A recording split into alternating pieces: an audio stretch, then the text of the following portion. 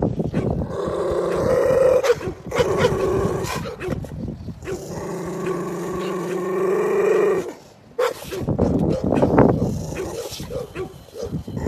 dog fighting, the Pitbull breed, superior to any existing race in the world.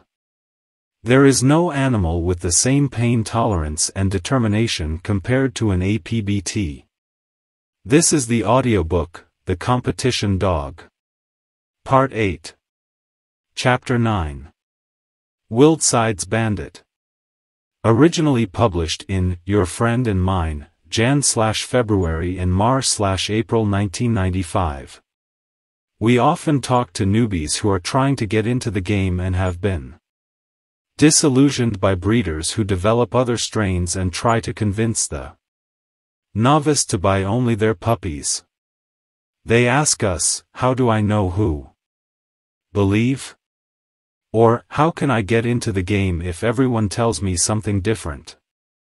What we always respond to is, find a breeder that you feel can trust, or a strain that you think is producing the type of dog you want. You are looking for, and lean on it.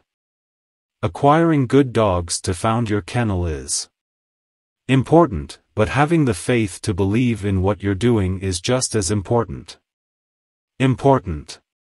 We find that anyone who tells you what their lineage is the only one producing good dogs is definitely someone to avoid. They are completely blind about dogs, or they are lying to take your money. Us. We've asked more than one top competitor in the game, which bloodline do you prefer? They replied, the one who wins. If there was only one specific lineage that produced good dogs, then most breeders would only be using that lineage, and the results of the matches would be based on the abilities of conditioning and direction of the breeders involved. We've seen novice breeders go through 4 or 5 different lineages, all before any of the puppies they are buying reach age at which they could start working with them, because they listened to creators who told them that dogs all over the world are trash and their dogs are the only ones good dogs. One of the most frequent advertisements newbies hear when they ask someone about a contestant's dogs is, these dogs have a lot of skill and they bite hard, but if you want a good game dog. True, so my dogs are the only means of making it. 2 years later down the road, these beginners still go back to where they started, buying puppies. We feel that one of the most important things we learn from our involvement with game dogs was taught to us by a small black dog that we caught in 1990, a dog that, unknown to us at the time, would become the focus of much controversy, and the foundation of our kennel. The name of dog was Bandit, and the lesson we learned was perseverance. If we had we had the perseverance to do the breedings we did with Bandit, no matter what anyone said, we wouldn't have the dogs we have today, and many of the best dogs we've bred would not have existed.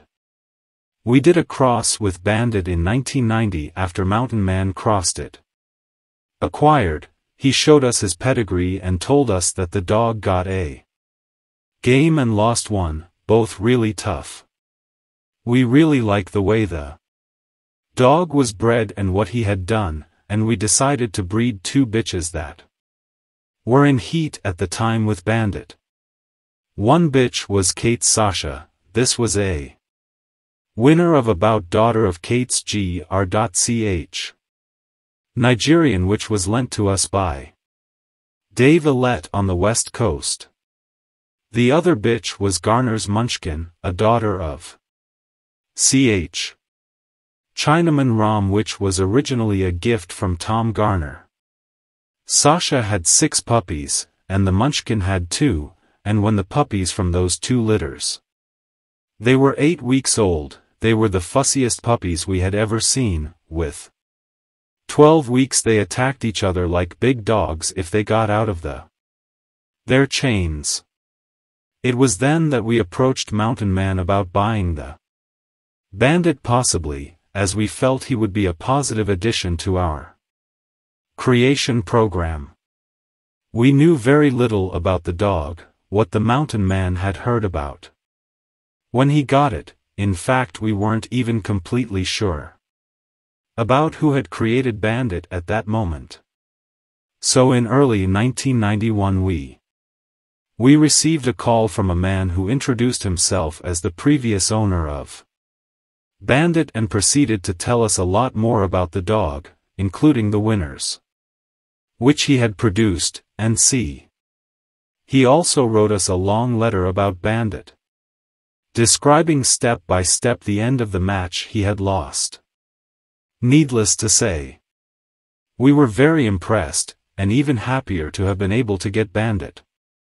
Some time after we acquired Bandit, we got calls from over a person warning about someone on the other side of the state who had badmouthed us, saying our dogs were nothing but trash and attacking Bandit in particular, calling him an old mutt who produced nothing.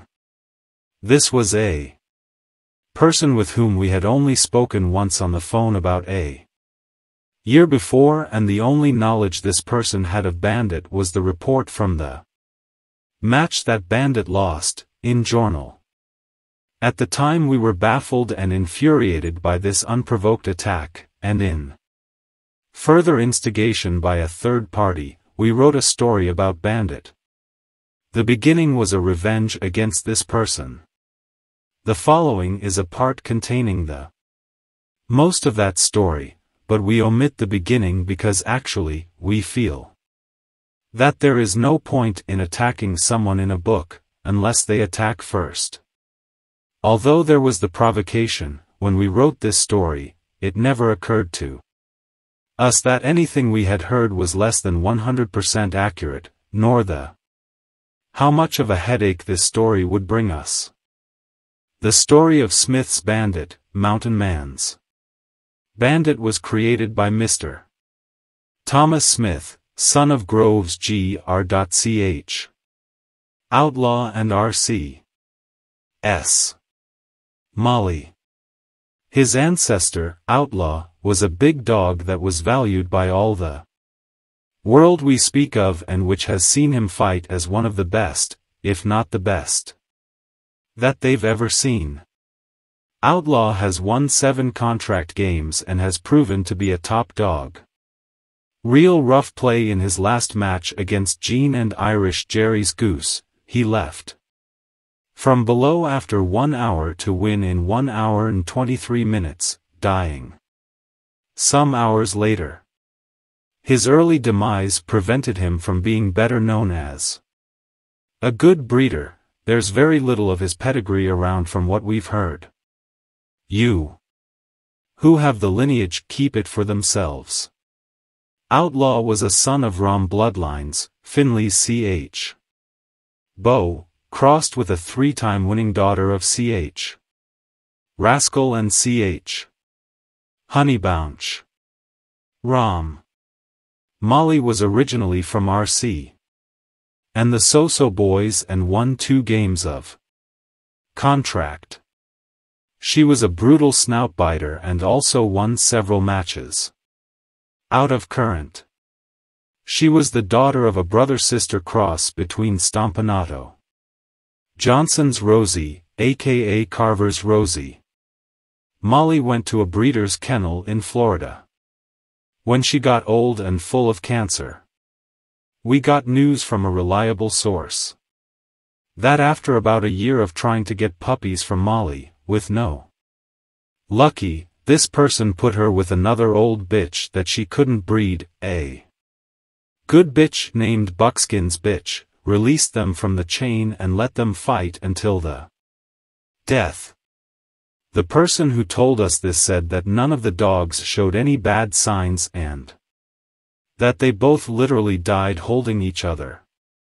Bandit was bred and educated by his breeder and was sold at the age of 2 to Bob A., in New Mexico. Bob put him with a great dog that outweighed Bandit by 8 pounds, and Bandit beat this dog in 22 minutes. He fought offensively and worked the ears and head, then moving to the front and showing a lot of skill and a very good mouth. Bob was very impressed with the dog and set his weight at approximately 34.5 pounds to 35. A while later, Bandit was used as a replacement in a 36-pound match. He won this match in 32 minutes.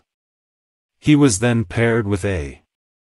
K. Holland's dog in Texas at 35 pounds and won this fight at 38 minutes. After that they had trouble getting another contract match, so he went to Ricky G's kennel and killed an out-of-chain dog there, being also used as a house fighting dog and beating 2 or 3 dogs, promising, between 3 and 8 pounds bigger than him. There was a dog to challenge the 33 pounds, and although they had to travel more than 600 miles and the weight was at least 1.5 pounds under Bandit's best weight, they accepted the match. The departure report from in the Jan/February issue 1989 of the Sporting Dog Journal only states that, in 1 hour 20 minutes Bandit camped. The following is a narration of the match itself and the events leading up to it as told to us by Bob A. We would like to thank Bob for all the information he provided and the time he spent reviewing all the details with us. Bandit was conditioned by Ricky G in that spot. Ricky didn't know it, but his scale was out of whack. The day they met to make the long trip to the Tennessee, Bob examined Bandit and commented that he looked skinny. They weighed him with the calibrated set of scales he had brought along for the match, and the dog weighed 31.5 pounds with his leash on and before defecating, so he was 1.5 pounds less than normal when they got ready for the journey and go down there. 12 hours before departure it was very dry, and like Bob, he claimed, did not have any muscle structure. They had to give him fluids and feed him again to bring him up to 32.5 pounds at the time of match. Bob said they were very confident, and had traveled so far, and although they realized the dog wasn't right, the thought of never paying the fine passed through their minds. The match was to start at 6 the next morning and it was making about 16 degrees when they arrived. The other dog, the Ajax Hillbilly, was a great-grandson of Garner's Gr.ch Spike. He weighed 0.5 pound above of the weight. Worried that Bandit's side would get the ticket, they got out and walked with their dog to get off the extra weight. Bandit was washed and sat on a crated in the cold outside for approximately 20 or 30 minutes. While they waited, they managed to get almost all of Ajax's extra 0.5 pound off and the dogs were gone loose. Bandit dominated for the first 20 minutes, grabbing the chest and shaking hard, but it didn't catch any mouths. In all of his previous fights he had shown a lot of mouth. Ajax worked his way gradually up to the top and around 45 minutes broke one of Bandit's front legs with a crack. A leg bounced back and forth for the rest of the fight. He then sank into the part forward. The more time passed, the more confident he became. By the mark of A. By the time, Bandit had gone into shock and Ricky wanted to give up, but Bob refused. He said that many people in that place were pissed off with him, telling him to catch the dog and some had offered to buy the dog if he collect There were 5 attacks. Ajax was yelling in his corner and crossed over to the another, burying Bandit in the corner of it. Bandit made confused attacks, in a state of shock.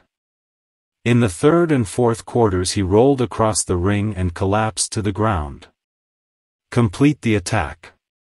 The last 15 minutes of the fight were with Ajax dragging Bandit around the ring by the throat and shaking him. His 5th time, he couldn't handle it. To quote Bob directly from one of the letters of him, 5th break of the chant, he stumbled and fell, got up, fell again, got up. He got up and started again to get the count. He was really bad. Bob stayed up with him for 10 hours giving him IV. It is. Etc. And even then it was some time before he was sure the dog would survive. It took a long time for him to heal, particularly the leg he had broken so badly that since then it has never really been 100%. Many dogs would have been mentally ruined enduring what Bandit did. But in addition to taking a long time to heal, he was extensively used as a fighting dog and fought very hard, stopping several good dogs, and never showed a bad sign. Bob told us that he felt the match against Ajax was not indicative of the quality of Bandit. He said he had seen many dogs, including some champions, and he thought he was an exceptional dog. At least 2 breedings were made with Bandit while he owned him, with his bollweevil bitch, a heavy rascal spawn, and her daughter, Jacob Widow, Bean's daughter with Honey Bunch. These breedings produced the following dogs: Bobby's Bandito, won once at 38. Vinny's Skeeter, won once at 37.5. Garcia's Demon, won once at 33. Tano's Crank, won twice at 371/2. Ozzy, won once at 38. Isaac, won once at 42. Domino, won one in New York. 3 more good prospects that will be challenged shortly. Bob told us that there was a very high percentage of good dogs in these litters, not just puppies that excelled in 1 or 2 areas, but all kinds of match. He said that Crank, in particular, was a very good bitch. In 1989 Old Mountain Man became interested in Bandit and acquired him in a trade. He was mainly interested in him as a breeder, but put him to fight for him to see what the dog could do. He told us that the other dog broke one of his legs again almost immediately, but as time passed, Bandit was beginning to dominate. He showed us his genealogy and told us that he was as good as any other. We really like that dog's breeding. And we bred 2 bitches to him that spring, Kate Sasha, 1 daughter too. Champion of GR.ch. Nigerino, and Garner's Munchkin, a bitch daughter of CH. Chinaman Rom and Middleton Miss Snoopy, a litter sister of GR.ch. Spike. When the pups from these 2 litters were 8 weeks old, they were the youngest pups shakers that we had seen. At 12 weeks they attacked each other like grown dogs if they got out of their chains. We were also impressed with the structure of these pups. The more they grew, the more we liked them, and we felt that the blood of that Bandit, it would really be an important addition to our kennel. At the time we had several kennel-grown Patrick males who were looking really good, so we contacted Mountain Man with the idea of a possible trade. I think we can come to an agreement, he said, but are you sure? What do you want? He is no bigger than an insect. A deal was struck and we came to get the Bandit, as excited as 2 boys on Christmas morning. Mountain Man had created him in a friend's backyard and we had never actually seen the dog. It was not then, but a little later, that we know the details of his matches and what he had produced so far.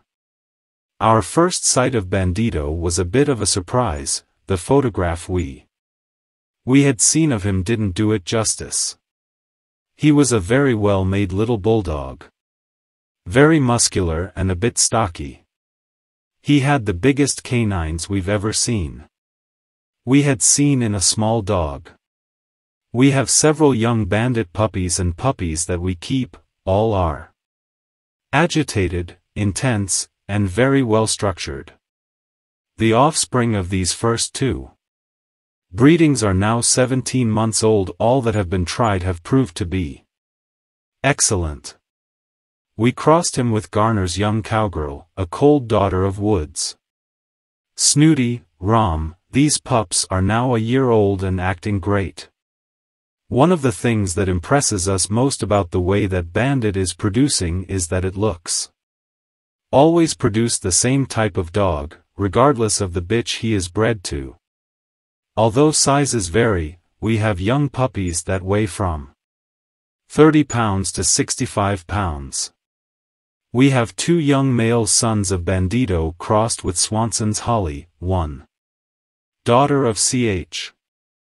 Jeep Rom and Jean's Honey, a pair from the young cowgirl cross, and his youngest pups with Chinaman/Nigerino, Eli/Amos, Honey Bunch, and bitches of Snooty, as well as the puppies from the first breedings. Some procreations. External ones were made which we think should also produce some dogs. Excellent, and we should induce a litter recently, daughter of Bandit and Powerhouse Dugan. Dugan is a bitch from the Pedro/Snooty lineage, destroyer, and a best of show winner. Terry Townsend's Black Widow, a daughter of Gr.Ch. Nigerino and a proven producer, is here to be crossed with Bandit, and a daughter.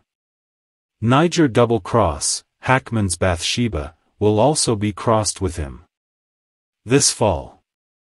We have no doubt that the offspring of these litters will be making a name for themselves for years to come. This was the story we wrote for the American Game Dog Times, which appeared in September/October 1991. Because of this article and the events that followed, Smith Bandit has become a very controversial dog. First, apparently someone who saw the story told the owner of Ajax that we had referred to him as a poor quality dog in our history.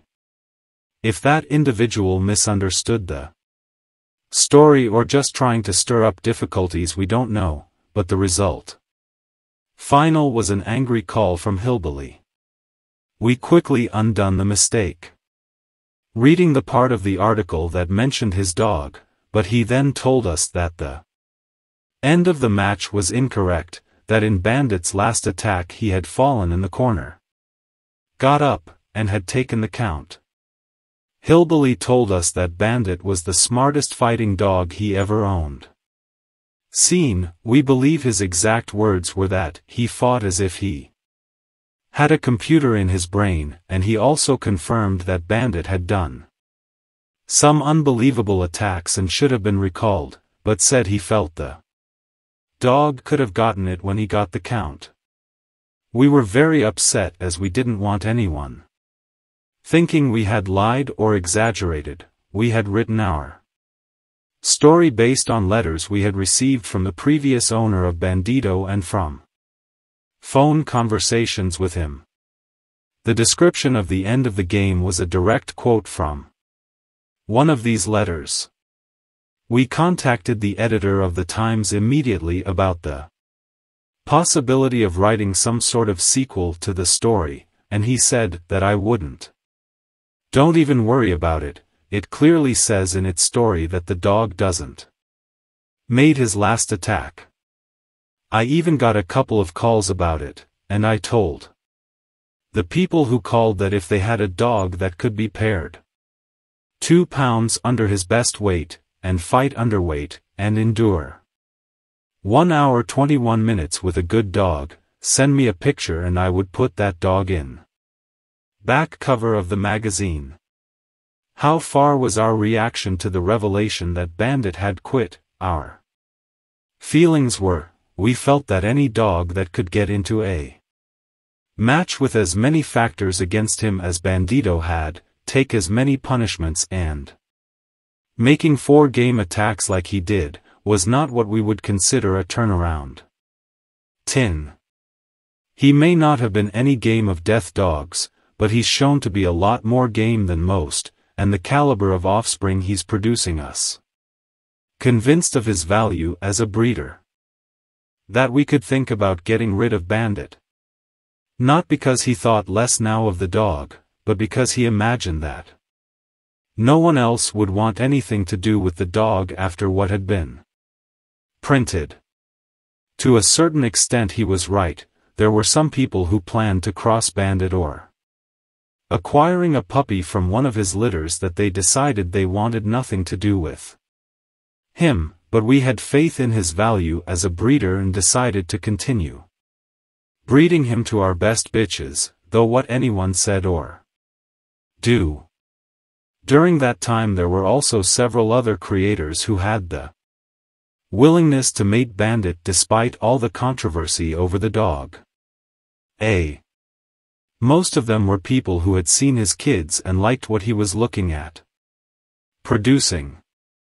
We had shown Fat Bill some tapes that people had sent at that time, from a pair of sons of Bandit who were put to fight, and he was impressed with the kind of dogs Bandit was producing, briefly. Later he crossed his 4-time winner, Ch. Bolero, with Bandit. Unfortunately this breeding was one of the last litters that Bandit and Bolero produced. Only had 4 puppies. One of them was the dog 2 Eyes that killed a winner of a fight in 1 hour 21 minutes when he was only 18 months old, then won his second one in 1h. 44 minutes and won best of show with it. The percentage of good puppies that Bandit produced in each litter, we found, was as good as any dog we know and much better than majority. It is our personal opinion that if he was bred more often when he was young he would be likely by now to receive a dog record of merit. He bred his share of strays, as all dogs do, but there were dogs good out of every litter we had from him, and in most litters there was one high percentage of good quality puppies. To name, Bandit produced 3 winners of 2 fights and 8 winners of 1 fight, plus 1 bitch who won 2 out of chain, and several dogs that are either still in the beginning of the campaign or will be paired for the first time soon. We think this is fine. Impressive for a dog that was only mated twice before coming to North Carolina, and then it wasn't mated until about mid-1991. In the first litter we had of Bandit, bred to Kate Sasha, there were 3 excellent dogs, Renegade, Gunther, and Outlaw. Renegade and Gunther were both rough and tumble dogs. Gunther, who also hopes to be a champion of racial conformation, is created by William and Abby Page in Mississippi and has been retired as a stud dog after his game test, and is releasing some dogs. Promising young people. Outlaw is, without a doubt, a very rough game dog. We were fortunate enough to have been able to buy it back recently, and after having some regeneration surgeries, he is now a stud. He was bred a few times before we got him. In fact, one of his sons will be fighting his first soon. Renegade is one of the most brutal and powerful ass dogs we've ever seen, but we kept him for breeding rather than campaigning for him because, in occasion Renegade reached maturity, Bandit was no longer producing in Kate's Sasha. It was dead. We felt that his potential value to us as a breeder. It was too big to risk losing it. We feel that time has shown us the reason. Renegade is proving to be a good producer like his ancestor was, or even better. HG has already produced some fight winners, and the dog Angus that lost at 22 months, in 1 hour 57 minutes, in a free-for-all war with John R. S. Blue Jr. A 21-month-old daughter of Renegade and her half-sister Little Cujo. A daughter of Bandit, recently won in 1 hour 10 minutes, and it shows that by doubling the Bandit blood make some good game dogs. Both Garner's Munchkin and Bandito puppies proved to be small dogs of game. We crossed the female dog out of this litter, Lizzie Borden, back to Bandit, and we got a female pup. This was the only 75% Bandit spawn we made. That worked. The pup, who we named Tadpole, turned out to be an excellent dog, whose flaw was that she had no maternal instincts and looked at her pups from the same way she would look at another dog. She proved to be a game bitch. Death, ironically killed in a kennel accident by another bitch from Bandito. Munchkin, a tiny wreck named Lady Smith, daughter of Renegade and Munchkin. We have Tadpole's only 2 offspring, Rapid Roy's offspring. These pups are 62.5% Bandit, which makes their Bandit blood hotter than exist. Bandit's brood with young cowgirl turned out to be quite good. The only bitch in brood never started but is producing some very promising prospects.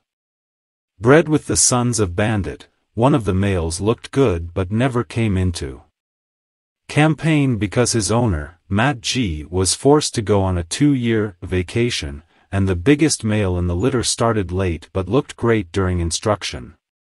Him, as far as we understand. What was probably the best male in the litter was unfortunately ruined by the age of 19 months when a breeder from Virginia coerced his owner, who was very young in puppies, to put 5 puppies with the pup, 3 of them one after the another in the morning, and 2 more 8 hours later when the dog was all sore and swollen, and the last 2 were both 3-fight winners. Bandit's puppy. Blind in 1 eye, 1 leg broken, and the head, chest, shoulders, and both nostrils damaged, finally gave up, stepping aside with the other dog in the last attack from him. At this point the creator told the child something with the effect of, "Look, I said he was a mongrel like his father." This was one of several dogs that were injured until they were ruined because the owners of them, after discovering that Bandit had given up, had no more faith in them. There is a difference between properly educating and testing for the game to find out if they are of game enough to fight or create, and intend to deliberately stop a dog, because if you try hard enough you will stop 99% of them. They are animals, not machines. Of the other breedings mentioned in the article, 2 pups survived to coming of age from Powerhouse Dugan's brood. Bitch got 2 off the chain, and the male proved to be a good dog during his training. We believe he was shipped a while ago to Korea. Townsend's Black Widow unfortunately does not. Had Bandit pups, and from Hackman's Bathsheba litter was born 5 days premature and died at birth. Another bitch from one of the 2 breedings made. Before we got Bandit, the Vinny Bats won at least 1 match, but we didn't keep in touch with these dogs after 1992. Honey Bunch blood crossed very well with Bandit. We crossed him with Swinson. Holly, who was loaned to us for breeding by Mountain Man, and we developed 3 puppies, Black Bart, Desperado, and Chocolate, who became all good dogs. Black Bart that we kept as a breeder, Desperado, sadly, was sold as a youngster and later died in a kennel accident. From everything we heard about this dog before he died, he was the best in the world. Litter and possibly one of the best bandit offspring. At 13 months he fought 30 minutes with a 2-fight winner. 2 days later he escaped from the chain. Of him, he killed the victor twice and died alone the other day. Chocolate was the Mountain Man cub and went to Wayne S. She lost the first match in a fight of death of 1 hour 51 minutes. When bred to Freckles, a honey bunch bitch we bred, daughter of Long Wordo and Garner Ronnie, Bandit produced several fine dogs including 2 males that will be taken for campaign this season. Crossed with a daughter bitch.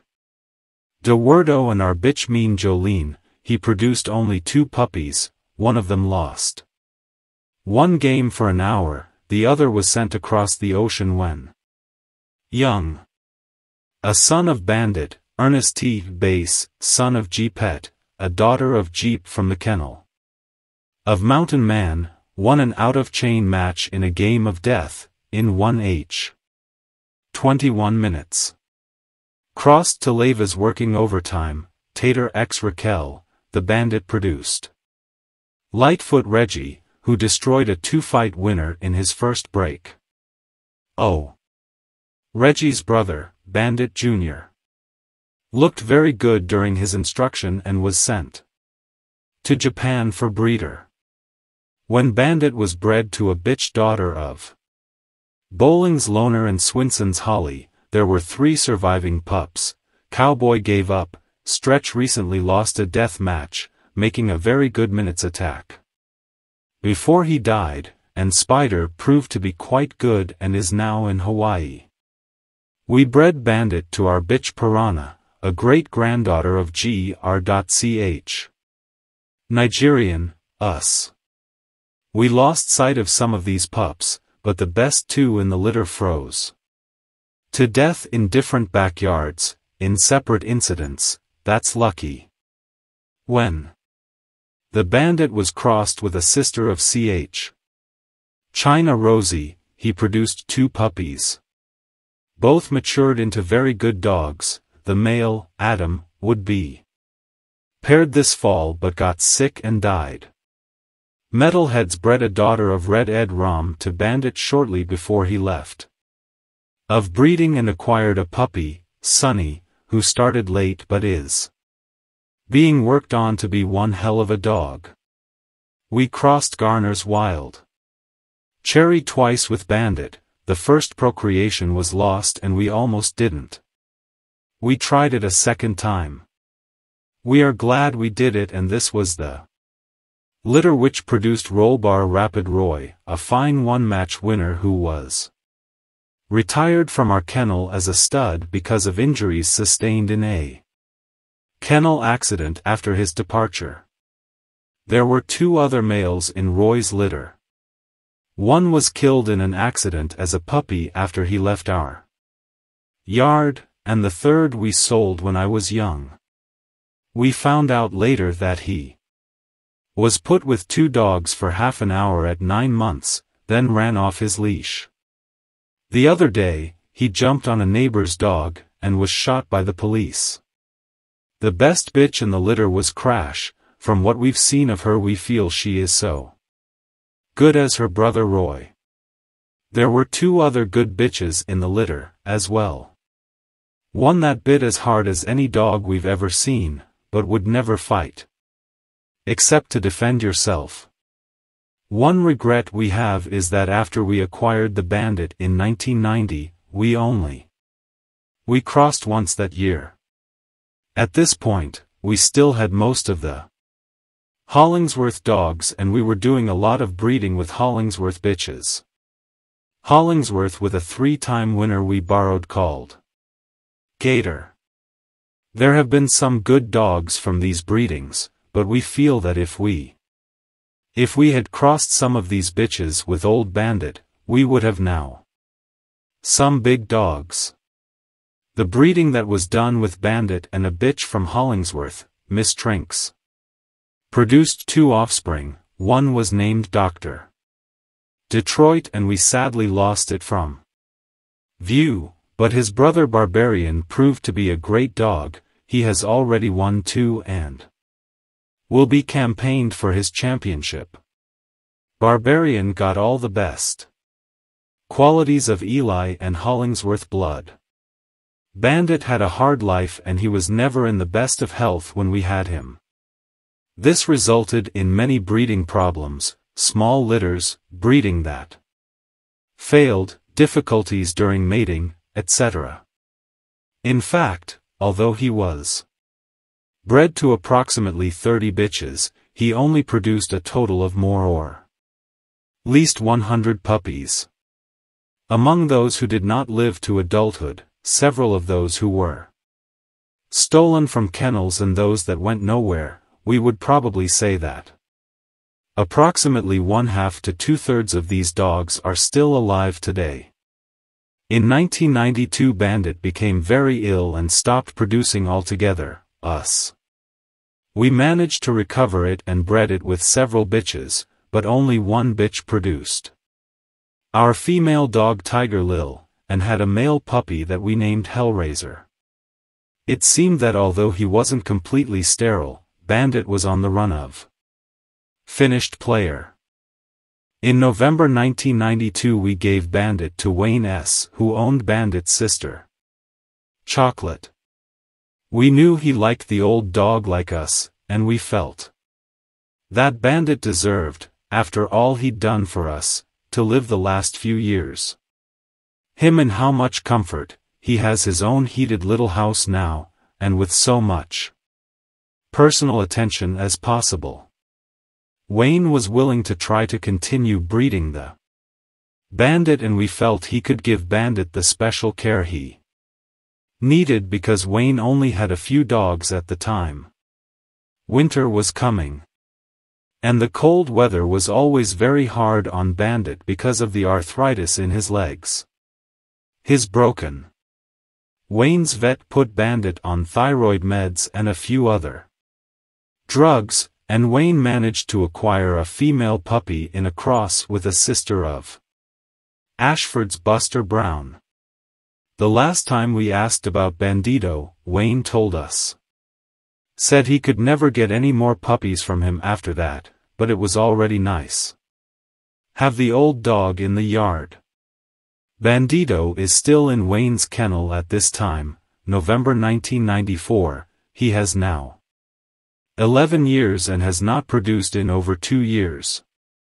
We consider ourselves very fortunate to have had the opportunity to do the breeding that we did with him, and we believe he will be kept alive for many years by the descendants of quality of it that will come. By the way, we would like to emphasize that by no means do we attempt to debate the matter of whether or not Bandit gave up. To be honest, how much Bandit was gambling or not at this point is irrelevant to us. We just feel that this story ends about Bandit needed to be told. Author's note: Bandit passed away on January 5, 1995. Wayne found him curled up in his little house. He had died peacefully, in his sleep. Chapter 10. Good dogs are where you find them. One day we got a call from our friend Charlie from the Buzzard Kennels Creek, telling us that after 20 years in the game he was abandoning the dogs. He was selling starter dogs, prospects, puppies, everything, and the reason why he was calling us was to ask if we were interested in acquire his brood bitches. Still coming back from the shock of hearing the news, we said we'd call right back with the answer.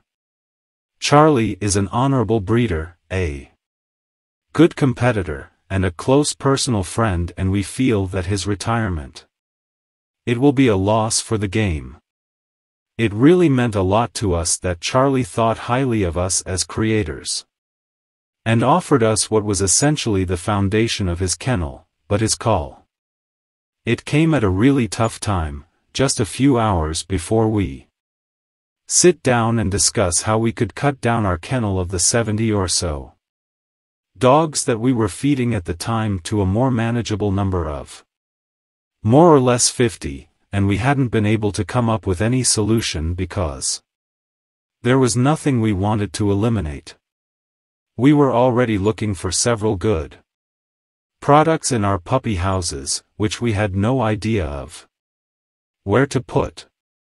The 4 bitches he was offering us were his old Lil bitch and her 3 daughters. Lil is a bitch that came out of I don't know where, born from a dog that not really known as a great producer, with a bitch daughter of a ancient blood that we had never even heard of before us.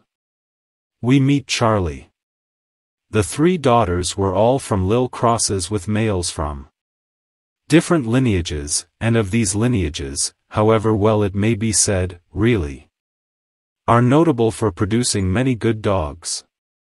Looking at our overcrowded kennel and the pedigrees of these 4 breeding bitches from who knows where, we really only had one choice on the matter: call back to Charlie to thank him and tell him that we were going out into the backyard to clean 4 new collars. This is probably not the conclusion that most people would have waited for us to arrive, and to be honest, 4 or 5 years ago we would have refused our friend's generous offer, without a doubt. We remember the first time we met Charlie, when he brought Lil here to be crossed with our dog Lucifer, from the Niger lineage. We gave one look at her genealogy and think, what the hell is this? But what we should have looked at was a small game bitch that had already produced a few fight winners, and that she was of the bloodline of a 2-time Destroy champion. In the years that followed from that first day, after I got to know Charlie in the dog family, we've come to have a lot of respect for this bloodline. Like any other, and more than most, that blood produces a percentage exceptionally high range of heavy game dogs, and Charlie worked them very well. Lil produced Ch. Jughead when she bred her champion son, and released many more winners. In fact, the Lucifer X Lil cross now has 2 winners out there, with plus 2 quality starter puppies that will certainly be in good hands and will have an opportunity to show themselves. Lil's 3 breeding bitches are game hard, and one of them is already a proven producer, just like her mother. We feel very fortunate to have the opportunity to work with them on our procreation. 2 of the first people we met after moving to the hills were Table Rock Rick and his wife, Donna. They became 2 of our best friends in the game and still are. When we first met them, they were living on an old farm which had, on the way back from the road, the foundation of an old building in the ground. 3 sides of it consisted of high walls of 3 meters. The 4th side had an entrance that opened into the side of a hill in the woods. You could only get there by a long way around these woods. Rick, he put up a temporary wall a meter high a few meters from the entrance. You could literally fall into this pit without seeing it. It was the perfect place to put dogs to fight. One of the first times we came, we brought a young male that we wanted to start training, and a bitch we had bought from an acquaintance in South Carolina. This bitch was supposed to be the meanest thing out of 4 legs, from what he had told us. She had great pedigree, and she was a bitch who looked athletic. We were very excited to see for ourselves what this Sha-Sha bitch could do. The only female dog Rick and Donna had was a small white female with spots. Chocolate color, we remember saying on occasion, "You have nothing a little bigger? We don't want to see your little dog get hurt." This was one of the silliest things we've ever said. Our dog was so much bigger that when they were released, Sugar attacked directly over and under her, grabbing somewhere on her chest. Everything we could see was her rear end grabbing underneath with her tail wagging. Our killer was spinning around and trying to find what was biting.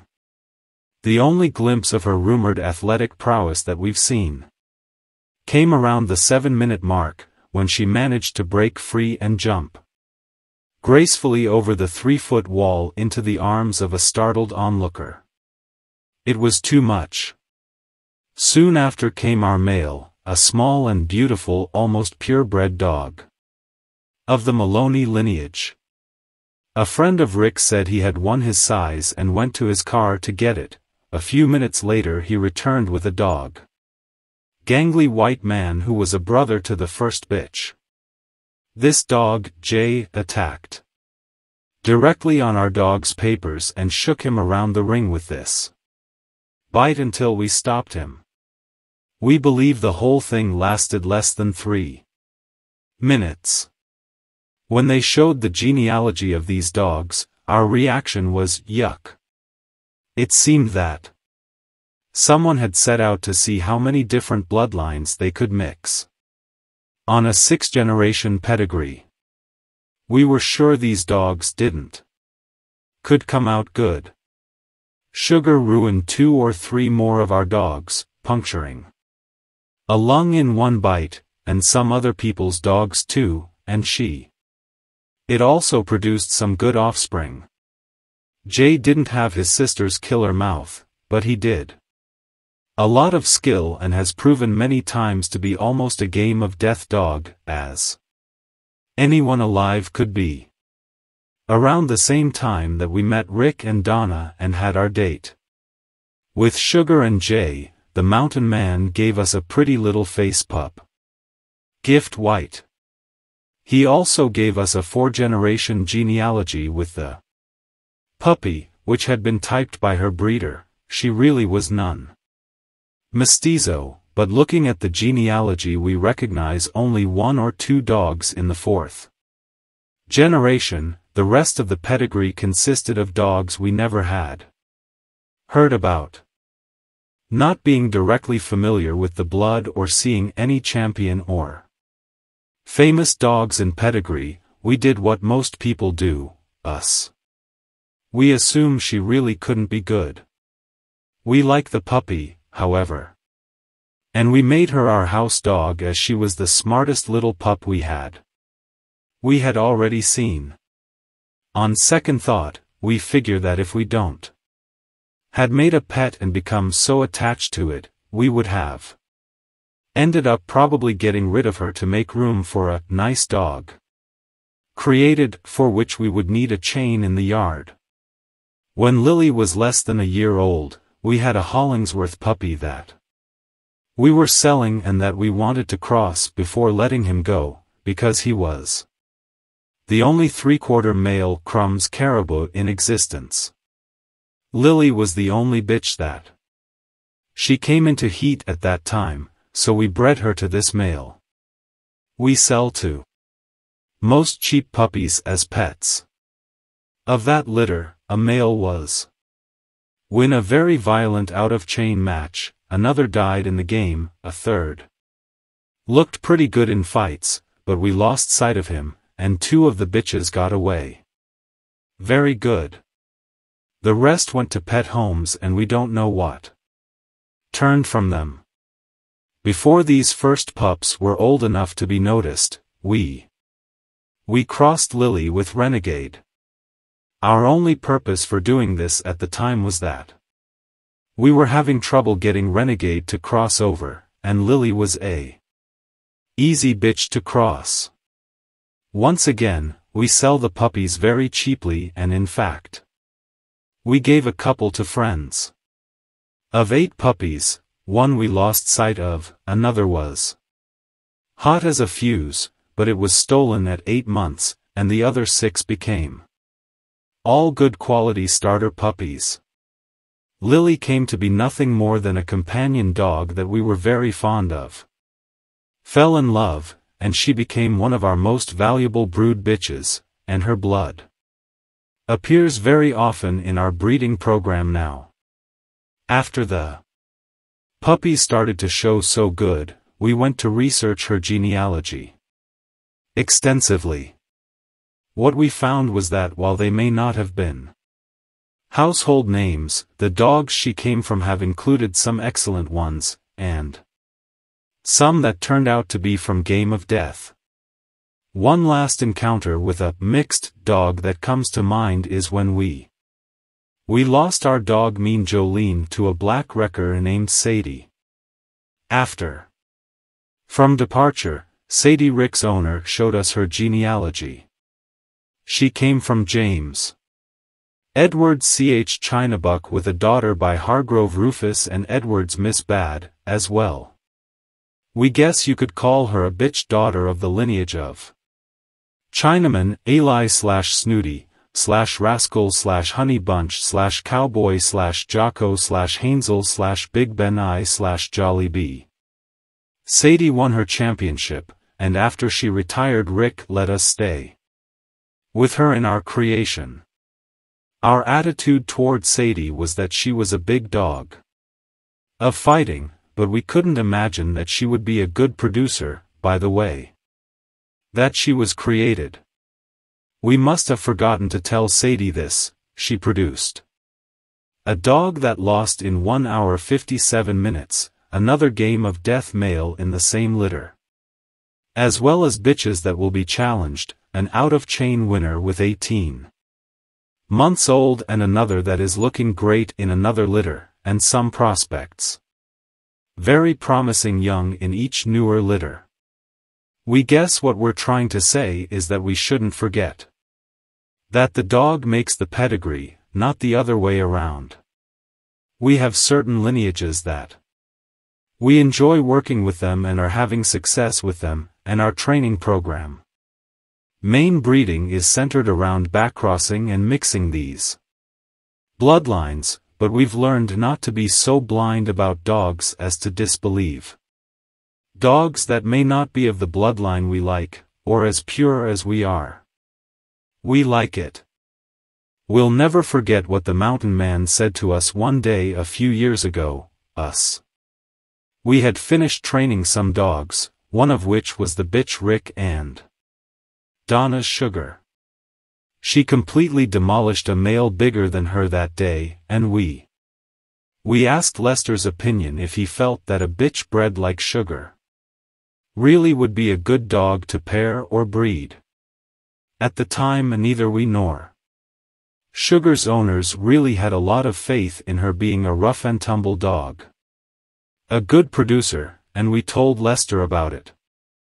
He replied that we could right, but we shouldn't judge the bitch by her pedigree.